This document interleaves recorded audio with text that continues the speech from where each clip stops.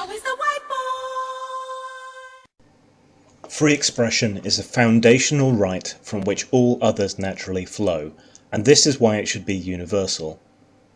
Without free expression, you cannot argue for your rights, you cannot discuss issues, you cannot criticize power or bad ideas. Without free expression, you cannot make art, you cannot make games, you cannot make books, films, theatre, photos. You can only make propaganda approved by someone else. No idea is beyond criticism. No idea should be barred from expression. No person or group is immune to satire or mockery. When you forbid expression, you create a fetish, you create interest. It's counterproductive. Even bad ideas should be expressed and then destroyed by more free speech.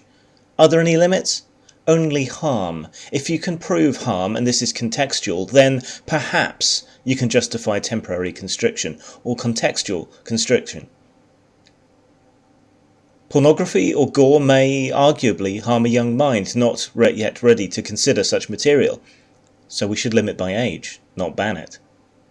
Hate speech is a harder one. Racists, for example, have a right to free expression, just like the rest of us, and it's better to see them and argue with them and demolish their ideas in public. We should have nothing to fear from such expression because it's absurd, disprovable, and asinine, but sometimes it can lead to atrocity. Context.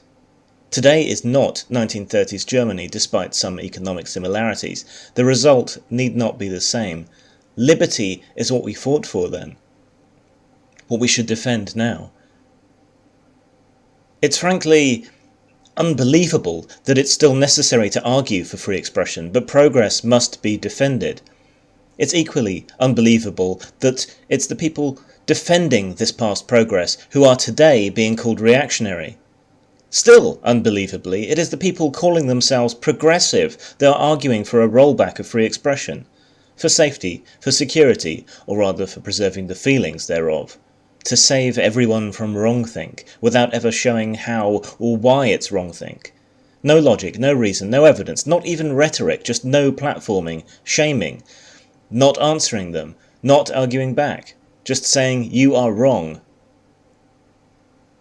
And we live in strange times. It used to be everyone's fear that the government would be the great censor, the big threat.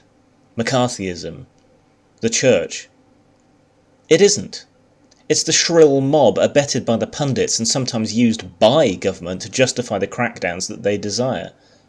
It's private censorship by the outraged and the corporations that we should fear now, the tyranny of image and the social media panopticon watching everything we do, every sin on display to millions of eyes and no consensus on what sin is, so we're always guilty of something. And the tyranny of image? Your blogging platform hosts something we don't like. Ban it, or we won't advertise with you. Our bank will happily foreclose on a family with a new baby, but we don't want to be associated with porn, so we closed your account because you make porn. We won't sell your product because some people don't like it. We'll delist erotica on our sales site. We're taking that game off our shelves. In the information age, the means of communication are in private hands, and they're also the means of production in many industries. These are transnational companies paying virtually no tax to any sovereign state, unbeholden to maintain our hard-won rights in the way that those states are. Yet they exert enormous control over those states, the states that are supposed to be the guarantors of our rights. States are falling over themselves to grant corporations enormous intellectual property rights, at the direct expense of the rights of we the people. We are consumers, but our rights do not begin and end with consumer rights, with the right for our car not to catch fire while we're driving it, or for our sofa not to poison us.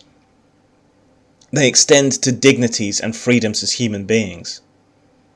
And yet, so few people fight, and even those that do fight end up shamed and belittled by people who unbelievably still style themselves civil rights activists.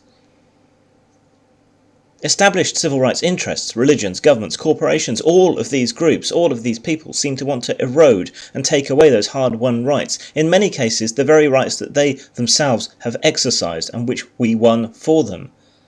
They do this for security, for safety, to protect women, to avoid offence. Those of us who care about these values, who care about logic, reason, evidence, tolerance, science, freedom, need to stop reacting, and we need to start selling these ideas to people again before they're gone.